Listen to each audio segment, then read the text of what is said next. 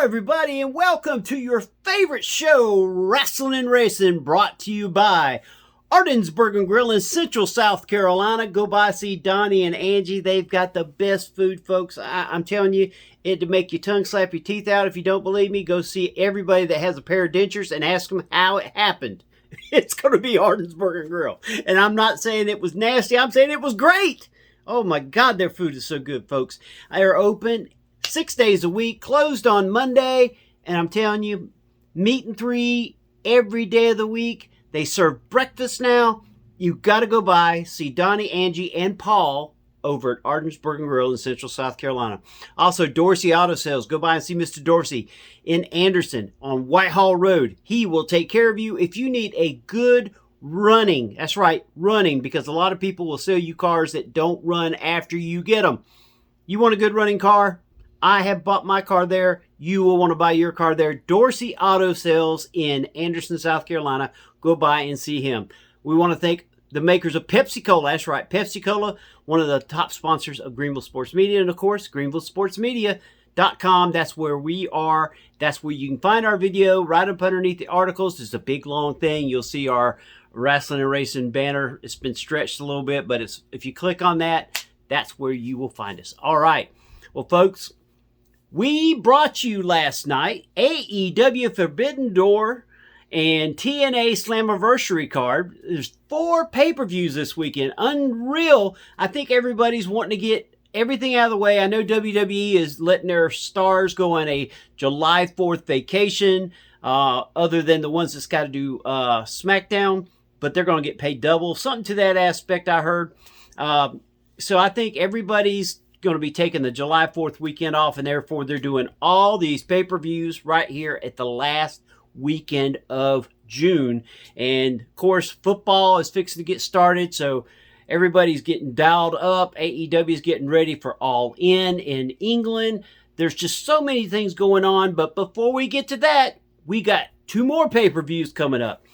That's right. Well, one pay-per-view. One is decided to put it on live TV. That's right. The Great American Bash from NXT will be on this Sunday night, and it'll be on the CW. It's home. And then we also have the Night of Champions coming to us from Saudi Arabia, and they will be doing the Night of Champions, which will also have the King of the Ring finals. All right, folks. Well, before we get to that, we got some NASCAR, and before we get to that, we got to bring in the man with a plan. You know who I'm talking about. He is the reason why we're here. Ref Brandon, how are you doing, man? I am absolutely fantastic. Today is Tuesday, and Tuesday means terrific, and I'm feeling terrific. All right, well, folks, let's get started. Brought to you by Dorsey Auto Sales. It's our NASCAR information. Ref Brandon, we kind of went over who won, but give us a little more detail. Who was our top 10 on Sunday, and how did the points get shaken up a little bit at the top? Well, Corey Heim won the race. Bubba Wallace was second.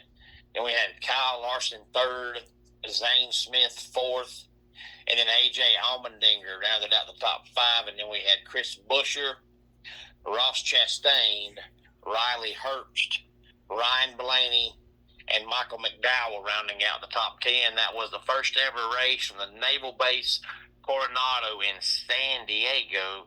And then this Sunday, they're going to be at Sonoma Road Course for the Toyota Save Mart 350. Now, we talked about, the points last week because there's so many people that are right there, either right above the cut line or right there, right below the cut line. And, Christopher Bell, we talked about last week because he's 10th in the points, but he finished almost dead last Sunday. So he drops down to 12th, and Chase Briscoe jumps inside the top 10. But Shane Van Gisbergen, believe it or not, even though it was kind of a road course on Sunday, he finished 38th, so he drops all the way down to 17th. And Ryan Preece and Austin Cindric are now 16th and 15th, and Eric Jones is up to 14th. So Eric Jones, unless he has, just 3 or 4 awful races, might have a chance to get in. But he's in 14th place, but he's only 10 points ahead of Shane Van Gisbergen, who was in 17th place. So it might come down to the wire. But Ryan Preece, who is 16th, is only 5 points ahead of Van Gisbergen. But it's hard to believe that, San Diego, that naval base was pretty much a road course, and Shane Van Gisbergen was awful. And he normally either wins or at least finishes, top 5 at every road course, but not Sunday. And Keselowski dropped to 19th. So he has a long way to go now. Well, there you go, folks. And, Ref, let's dive into this a little bit. We said that Eric Jones is up to 14th, but one course that has never been good for him is Sonoma. So he's got to come out of this with at least, I'd say, a top 15 finish, wouldn't you think? Yeah, he does, but he can have a bad day as long as all the others right there behind him have a bad day as well. If he finishes 35th and the other guys finish 4th or 5th, then he's in for a bad day. But as long as they have bad days too, he's okay. But I've been wanting that 43 car to, show some progress, and it just hasn't happened until about the last 6 weeks. Because even when this year started, he didn't run very good. Yeah. But the past 6 weeks or 2 months, they've ran really, really good.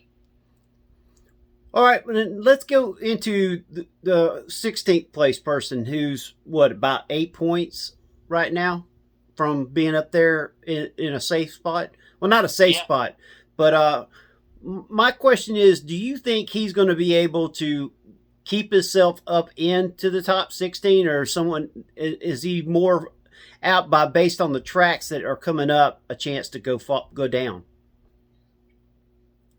I think he has a chance to get in, but the only thing that worries you is he's not too far above Joey Logano, and it just seems like every time you count Logano out, he always finds a way to get up there, and then when he gets in the playoffs, he's always a threat to win it. He's already won 3 championships. He's still really young too, but it's funny how Ryan Preece and Chris Buescher are both outrunning Brad Keselowski, and he's supposed to be the lead dog of that organization, and the other 2 guys are better than he is. Yeah, well, better than he is one thing, but I think it also has to do with the equipment. Sometimes it's just you don't gel good with your crew chief, and maybe he likes the crew chief he has and doesn't want to swap or change. I've always found that out to be very interesting, because I've heard different interviews with drivers where everybody thought they lost their mojo, and all it took was the right crew chief to come along and get back with them, and now all of a sudden they got better. So I think sometimes it could be the crew chief, and then of course there was times when we saw wholesale changes on pit road where when a team would get into the playoffs, if the faster pit crew was on the second place car in the thing, it's like they changed the whole pit crews. Yeah, and it's funny because we mentioned last week too about Josh Berry losing his ride in the 21 car, and I even said, on our podcast last week, who's going to take his spot, and then I think it was Thursday or Friday they announced who it was going to be, and I thought, well, at least now we know who it's going to be, but they just keep every 2-3 years, firing the driver and replacing them. And I just don't know why the Wood brothers think they're going to be a consistent top 5, top 10 team, but they haven't done that in 40 years. They sneak up there and win a race, every now and then. Harrison Burton won a race in that car. Yep. Trevor Bayne won a race in that car. Josh Berry's won a race in that car. So they find guys that can win, but they're just not going to win consistently. And I guess they think that they're going to, but that's just not reality. Well, I think also a lot of times they get these young drivers that are waiting for a ride to open. They know they're not going to have them very long, and those guys get gone quick. They get offered more money. My question now is, because I haven't heard, unless you've heard and I missed it, but where does Josh Berry go? Does he want to go back down to the O'Reilly Auto Parts Series? Because typically drivers feel like that's kind of a demotion to get sent back down to basically the minor leagues. But there's not really a great Cup team that has an opening. I would personally, if I was a driver, I'd rather, be competitive in the O'Reilly Auto Parts series, even though it's supposed to be the minor leagues, and I would, get out there for a Cup team that is basically has no hopes of, like 51 car. They're never going to win a race. If you give me the option of driving that car in the Cup Series or driving for, Junior Motorsports or driving for Gibbs in the Busch Series, I'd pick that all day long because then at least you're going to win races and maybe championships. But I haven't heard where Josh Berry's going to go. Yep. All right, folks. Well, that was our NASCAR moment. And now, folks, we get to our Arden's Burger and Grill Slam Dam time. That's right. It's time for us to talk a little pro wrestling. Well, Ref, we get ready. It's time for Night of Champions, Great American Bash this weekend. And we're going to start off with the Great American Bash first. I think that would be the best way to do it. And these are the matches we have, folks. Now, there's still one match that is going to be done here tonight on NXT, so it's going to be happening, but we'll go over that.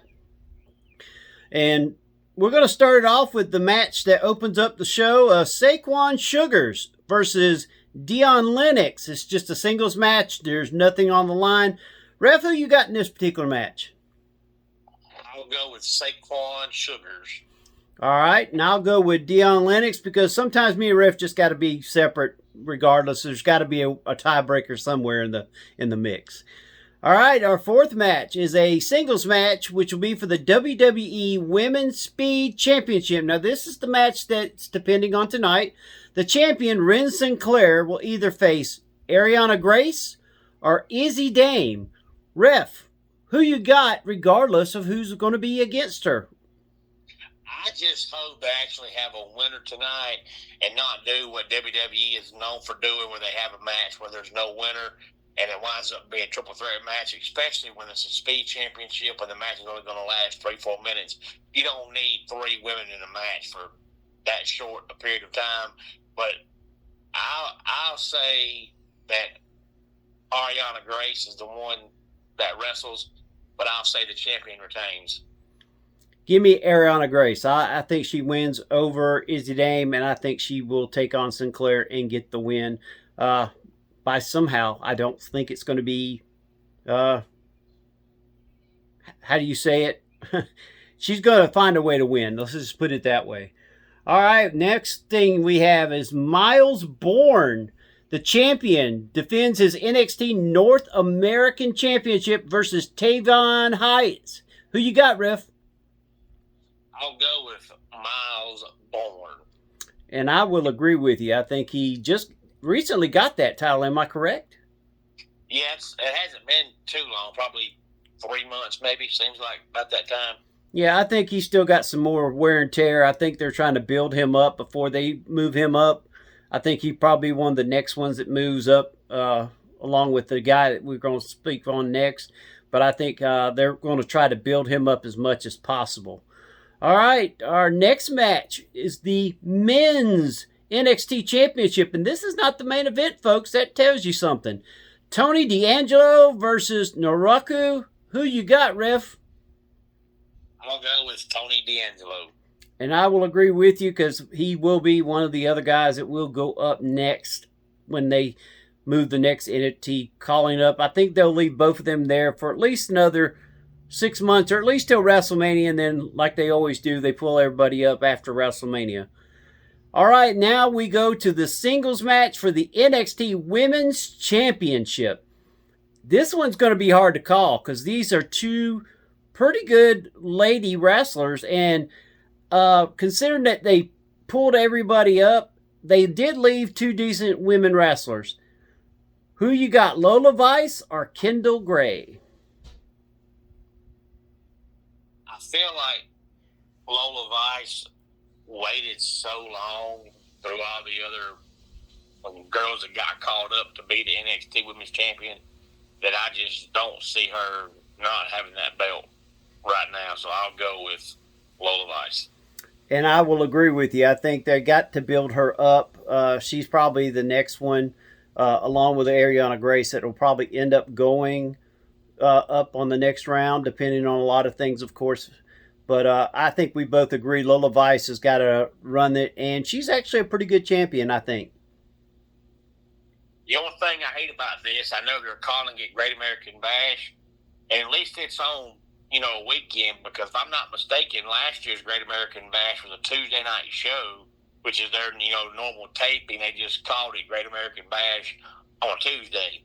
But this one's actually going to be on the weekend, which is where the Great American Bash used to be. But the bad side is that it being on the CW, it's basically going to be like a Tuesday night show, so there's going to be 25, 30, 35 commercial breaks, during the show, because it's going to be on, national TV. Yeah. So there's not going to be a lot of wrestling time because they're going to have commercial breaks. And I don't mean 30 seconds. I mean, 3.5 minute commercial breaks.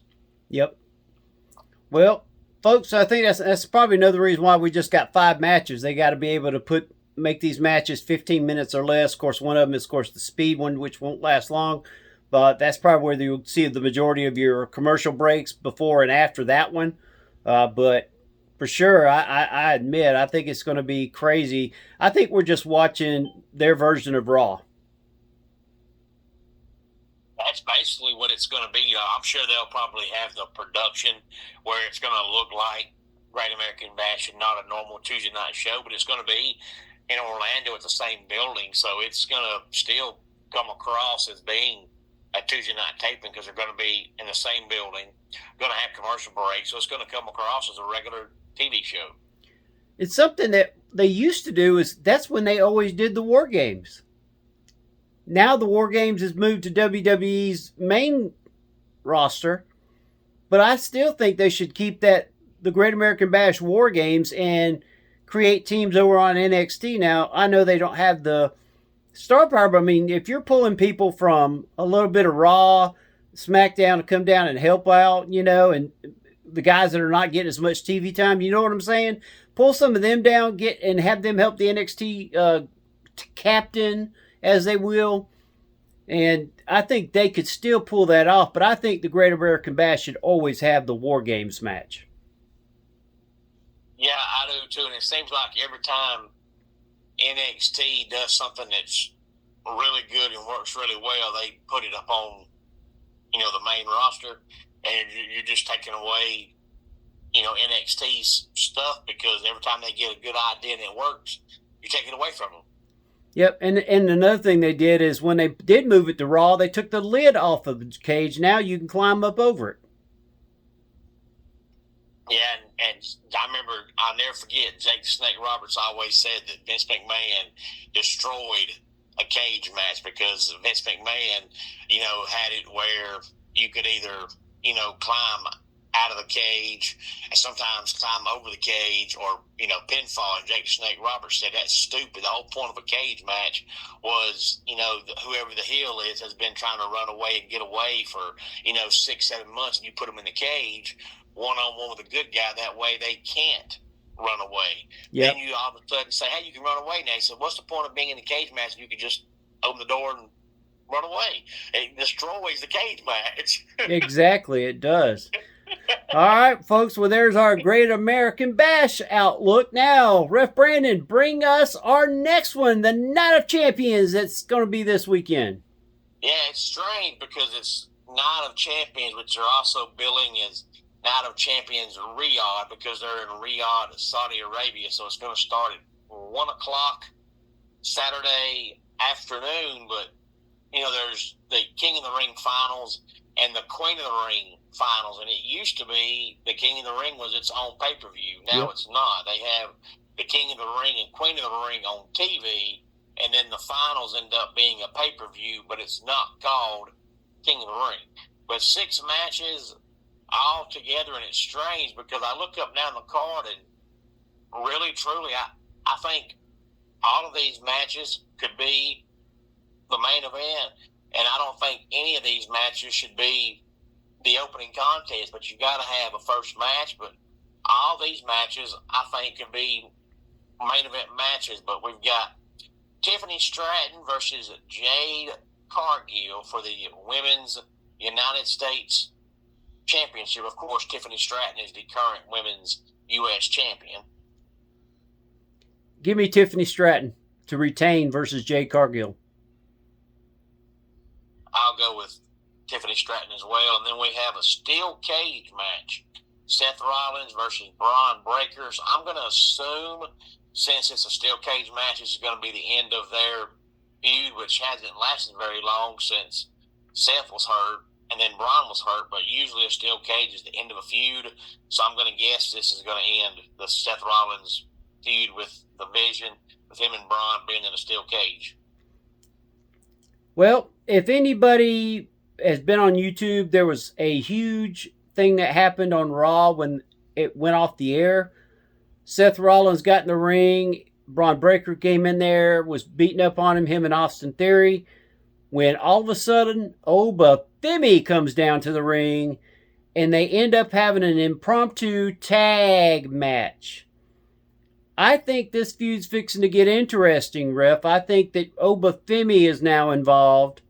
This will keep him involved in something until Brock Lesnar comes back. I think it's going to be Seth Rollins wins by hook or by crook. I think the Vision will attack him.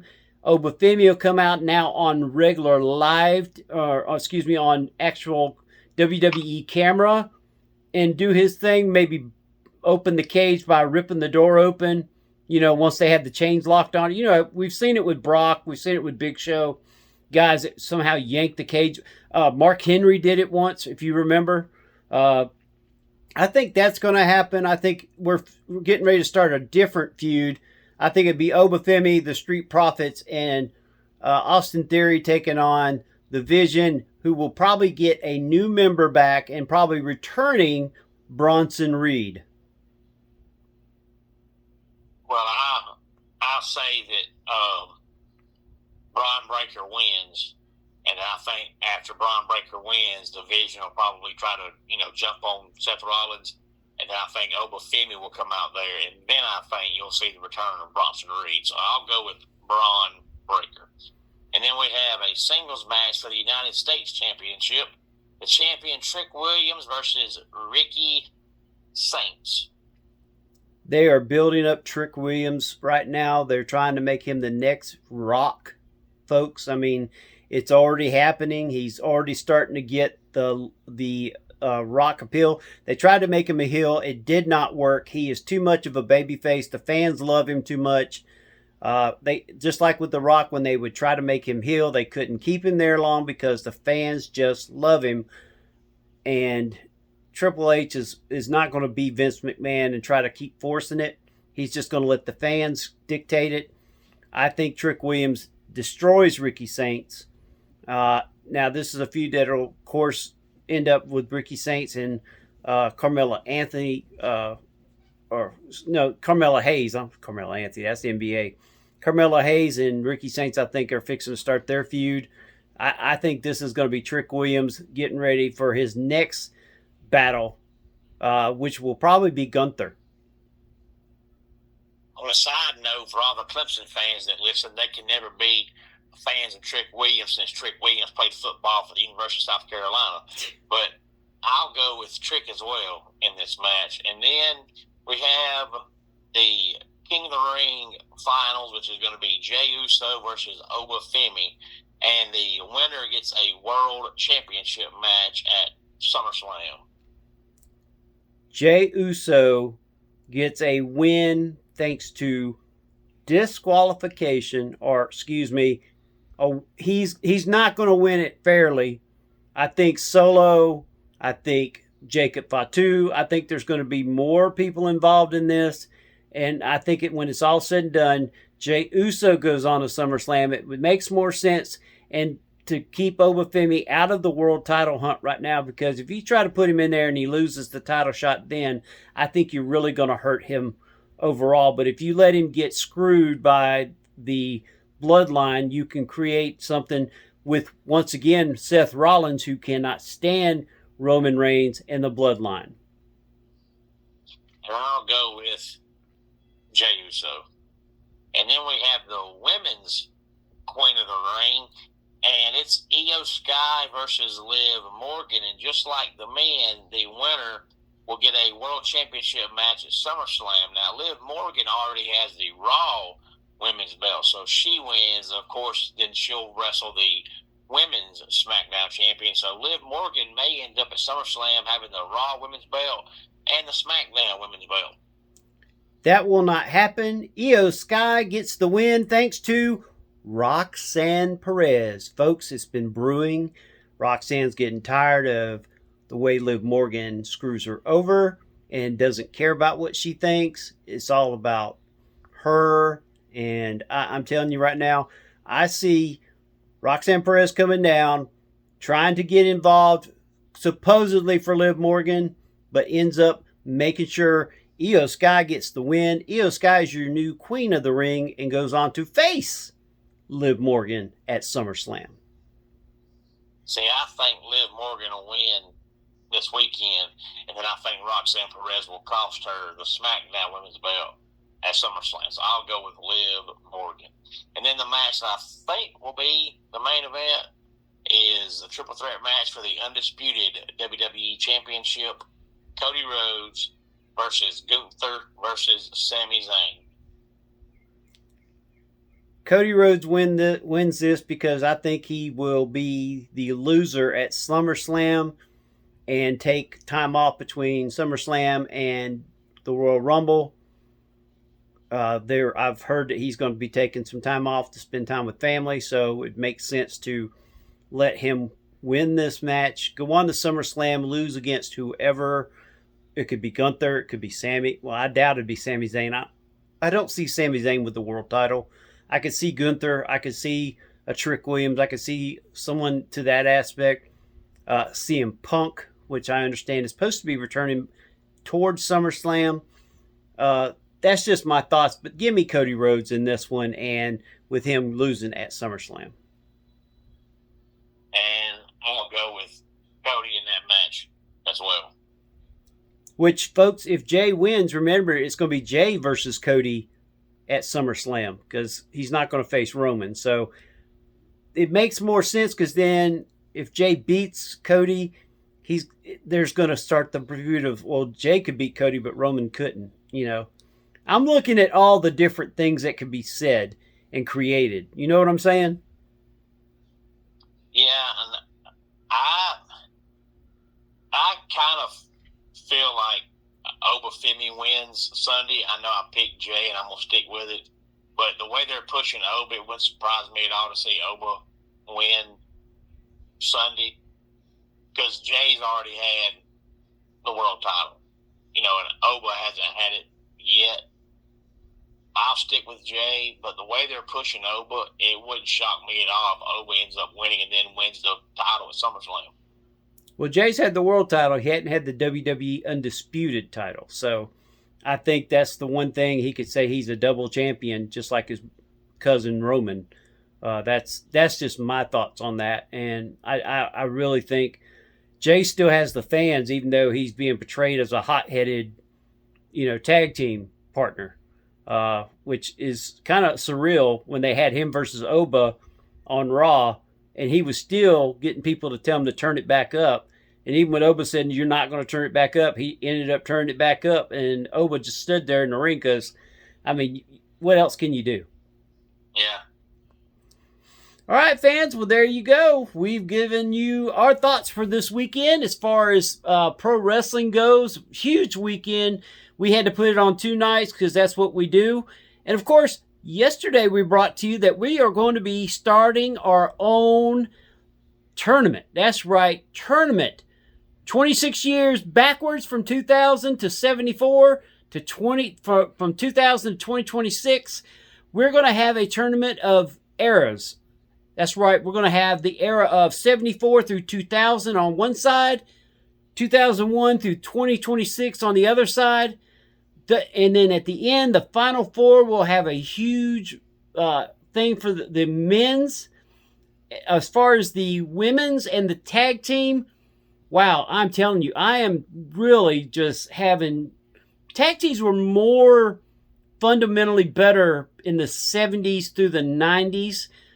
through the first part of the 2000s. Now, yes, we have the Usos, but the tag teams are more thrown together nowadays, whereas in the past, guys would wrestle 6, 7, 8, 9, 10 years together.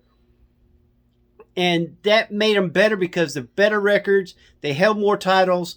They had more reigns. And they beat better teams because the teams they faced, the Midnight Express and Rock and Roll Express for 12 years were just constantly at each other. And so I've been going through just tag teams, folks. I hadn't even got to the singles players. And Ref Brandon, on his show, make sure you go to Ref Brandon and the Todd family each and every day. List some superstars for us from 7. Now, it's got to be from 74 through 2000. And it's got to be from 2001 to 2026.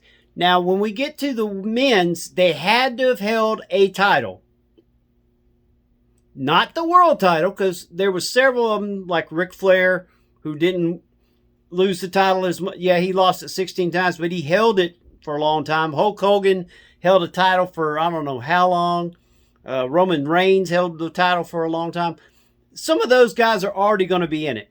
And what we're looking for is not just, okay, could they sell tickets? They had to have done that. They had to be good on the mic, too. But they also had to know a little bit of wrestling. Some of the stars today, all I see is super kicks and just the same thing. It's like they're all doing the same moves. And the matches are not as great as they used to be. Now, granted, back in the 70s and early 80s, you could win with a bionic elbow. So therefore, what worked then would not work now. So there's a lot of different factors in, but we want to know, who would you have as a single male star? The females, we're going to do just the female singles. We're not going to do the tag teams. The tag team scene for ladies wrestling has not been around long enough for us to do that. And we're just going to leave that one alone. But we are going to do a ladies women's championship. Now, we're not going to do it by eras. Now, it's going to be the top 32 teams or 32 women wrestlers in professional wrestling. And they're going to be mixed together because from the 70s through 2000, there wasn't as many of the top lady wrestlers. There was Sensational Sherry, Alondra Blaze, Mae Young, Fabulous Moolah. There was those. But most of the superstars that we know as women are your Charlotte Flair, your Becky Lynch, and stuff like that. The Diva era, a lot of people don't count that because the matches were always bra and panties, stuff like that. We want the best on the mic, the best in the ring, and if possible, held a title on the women. So, Ref, what is your thoughts on that? You're already getting a huge response, I understand.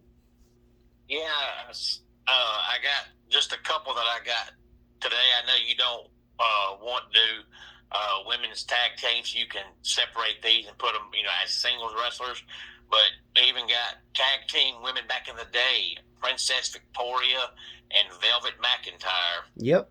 And then a female tag team today, Alexa Bliss and Nikki Cross. But then we got Minnesota Wrecking Crew and Ole and Gene Anderson as far as, way back tag teams, along with Rock and Roll Express, and then a current tag team, the Usos, and then a singles wrestler back then, one of the guys you could put in either category, The Undertaker, because he started wrestling in the mid-'80s and then wrestled till the 2000s.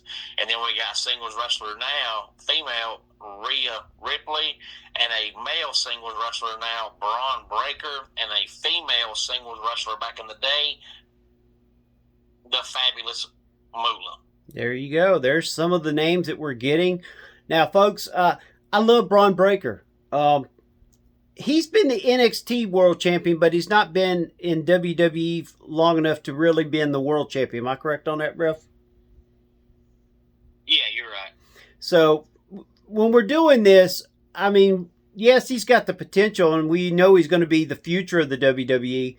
We'll have to look at it because there's just so many other great superstars that have been, that are out there right now or used to be out there that we need to look at. And ones that's been along longer. I think Breaker's been what, 3 years, maybe 2 years, 2 or 3 years. Yeah, and I just got another comment for you, Jay. You can throw this in there too. You got the Steiner brothers as I guess, 74 through 2000 tag Yep. team. Then we got Sting, and then we got Miss Elizabeth, and then we got the Hardy Boys, and then we got Chris Jericho, and then we got Charlotte Flair. And Jericho's another one that can be Yep. on either list because he's mainly known for the Y2J character back in 2000, but he started wrestling in the mid 90s in WCW, so he could be on either side. I think we're going to put Jericho on the 2001 to 2026 because a lot of his championships, world titles and stuff was way after 2000. Between AEW and WWE, I think he did a lot more in the 2000s than he did before that. I mean, he did have the WCW light heavyweight title, or excuse me, they called it what, the cruiserweight title. Am I correct? And he was a tag champion, and I think he also held the TV title, if I'm not mistaken. The TV or the United States title. He held one of those. So we'll have to look at it more. Miss Elizabeth was not a wrestler. If we was doing managers, I could see that. I never saw her but in 1 or 2 matches, and she really didn't wrestle. So folks, make sure when you're doing these that we look at everything. She never talked on the mic. When she did, she was just really timid. You want the whole package. I think a tag team, the Nasty Boys, was great, crazy in the ring, but they wasn't great on the mic, and I can't put them in my top teams for the 2000s as much as they were world tag team champions in both WWE and WCW. But there's just one things we're looking for, because this is going to be really hard, folks. I'm sure we're going to piss some people off. There's going to be some tag teams that are going to say, how could you leave them off and put so and so in there? It's a little bit of everything. So me and Ref will get together. We're going to have we'll get together one day during the week once we start getting this list down. I kind of went with Ref a little bit on the top 10, which some of the names you did. We've got the Road Warriors, the Steiner Brothers, the Midnight Express, the Rock and Roll Express, the team that a lot of people are saying is the Freebirds. I mean, the Freebirds were wrestling. One team that I have not heard that I'm surprised when it comes to tag teams is the Von Erichs. They seem to always team together. Maybe it's because it was never the same brother together. I don't know. I was just thinking that when you were talking about the Freebirds, because back in the days of WCCW, every single week the main event was somehow, some way, the Freebirds versus the Von Erichs. But the Von Erichs, there was so many of them. If you called a tag team, who would you call the tag team? Because they were always together. Yep. So you might see Kerry and Kevin one week, and then you might see, Kevin and somebody else the next week. So I don't really know who you'd call the tag team because they always changed it up. Yep. So that's probably why nobody said their name. Yep. And something else I'm trying to do, folks, because someone said, well, how can you do Hall and Nash without doing Hall and Hennig back when they were in AEW or AWA? That's the thing I'm going to have to try to do. Is we're going to try to keep, like if Scott Hall's in it with Nash, then he can't be in it with someone else. I'm trying to keep it to where we give as many wrestlers a chance to be on this list. But it's hard to do that too. Wouldn't you agree? Yeah, it is. See, a lot of tag teams, like, to me, the Brainbusters were a phenomenal tag team. But to me, they weren't together long enough to be on the list. Same way with Barry Windham and Mike Rotunda. They were a great tag team, but when you're only a team for a couple of years, to me, you're not really together long enough to be considered a great tag team. You need to be, together for at least, 4, 5, 6 years. And that's why you don't really have a lot of tag teams from today that can be on the list, because outside of the Usos and the New Day, when they were together, these tag teams today, all they do is start feuds. They put tag teams together, and then they'll together for a year or something, maybe, and then one of them turns on the other one, and they feud. You just don't see a lot of long-standing tag teams anymore. Yep. Well, Ref, we'll figure that out. We do know that the singles men is definitely going to be an era that will be separated. The women will not be separated. It will be a mixture of all the top ladies. And then as far as tag teams, we might just have to just make that one solid era too, because I mean, when I get to looking at this list, I'm like, man, you know, because someone said Arn Anderson, Bobby Eaton. I'm like, well, they wouldn't like the Midnight Express when he was Eaton and Stan Lane, you know. And I was like, well, how can you do Stan Lane when he was with Condrey? I was like, well, he wasn't with Condrey as long as he was with Lane. But you know, it's like, do you just count them as just say the Midnight Express, and that could be any of the three? That's what I was going to say. I would just say Midnight Express without specifying the names, because the only one that was there, you know, for the longevity for the most part was Bobby. Yep. Outside of that, the other one changed over time. But Bobby was, you know, the long-standing one. If you say Midnight Express and you don't say which ones, people automatically know who the Midnight Express are. Nobody's going to say, who was that? People know who they are. Yep. Well, Eaton and Lane had more success, too, than Eaton and Condrey. Condrey, I think they won the U.S. tag titles, and I think they won the world tag titles once, but Eaton and Lane won them on 4 different occasions, if I'm not mistaken. I know they had the U.S. titles on 3 different occasions. Same with the Freebirds, because, I mean, I had Michael Hayes and Jimmy Jam Garvin, and then I had, no, he was with Gordy and Roberts, and I'm like, well, we'll just say the Freebirds. Yeah, they always had the Freebird rules, so you could count any of them. Yep. And we could do it the same way with the Horsemen when it was Arn and Tully, or Arn and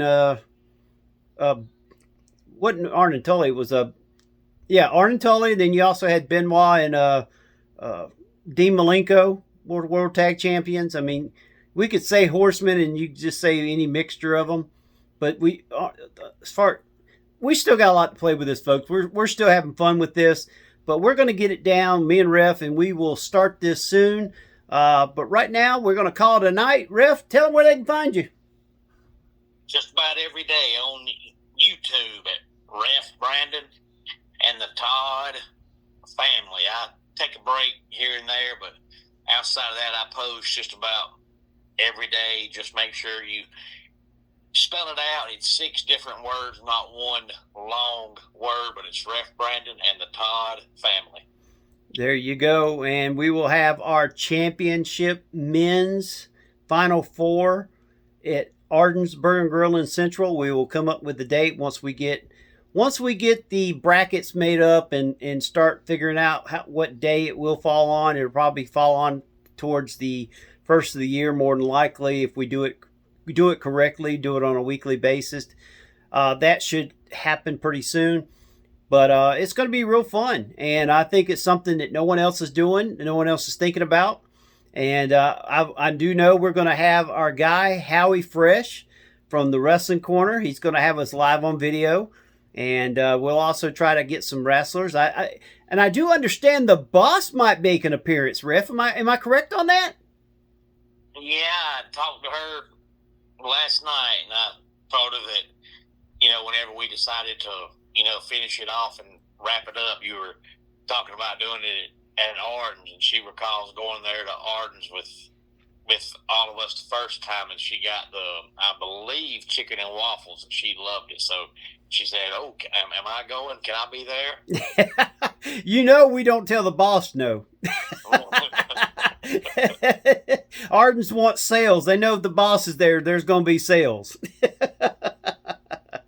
All right, folks. Well, we appreciate you joining us for a special edition of Rasslin Racing. That's right, 2 nights in a row. This is something we're making up for the nights we've missed. We might do this more often if we have more pay-per-views where there's too many on a weekend or just so much going on. We got to talk about it. With football season coming up, we might be moving to Tuesday nights. We'll see more as that goes on. I know basketball season, Ref and me, with the way basketball season goes, I know it messes up our nights. So as we go through, folks, we're going to get this resolved, and we are going to have fun with this bracket going on, and we're going to have fun with it. I am working on trying to get some video, so when we talk about the superstars, maybe we can show some video of them wrestling together. Ref, if you had to pick, before we go, if you had to go ahead and, I mean, we're just throwing this out there. This is not saying who you're going to be when it's it. If you had to pick the tag team right now that you would say wins it all, who would it be? I would say, if you count both brackets on both sides, I would say probably the Rock and Roll Express, because of the longevity and the popularity, and they wrestled together for so long in so many promotions that you even have, young folks that, are 20 years old and younger that know who they are, because they're both still around, maybe not wrestling so much, but they're both still playing roles in today's, wrestling. So I would say between the longevity and the popularity, I would say it'd probably be the Rock and Roll Express. Wow, there you go, folks. That's a good one. I'm going to go with the Midnight Express. They're rivals. I something about me, and folks, we're not telling you who's winning it. We're just throwing it out there. I mean, you got the Road Warriors, the Steiner brothers. I mean, there's so many tag teams. God mighty there. I got it to 50, and I was like, I got to go down to 32, and then I was like, well, wait a second. I'm trying to think of the other side, and over the last 20 years, you just don't see the longevity of superstars like you were talking about, Riff. So we're going to have fun with that. But folks, thank you for joining us. Make sure you go by Arden Spring Grill in Central South Carolina. See Donnie and Angie. Tell them Rasslin and Racin sent you there, and you get a free drink. Also, we want to thank Dorsey Auto Sales in Anderson, South Carolina. Make sure you go by and see Mr. Dorsey. He'll take care of you. Folks, this has been Rasslin and Racin special preview of the Great American Bash and Night of Champions. So long, everybody.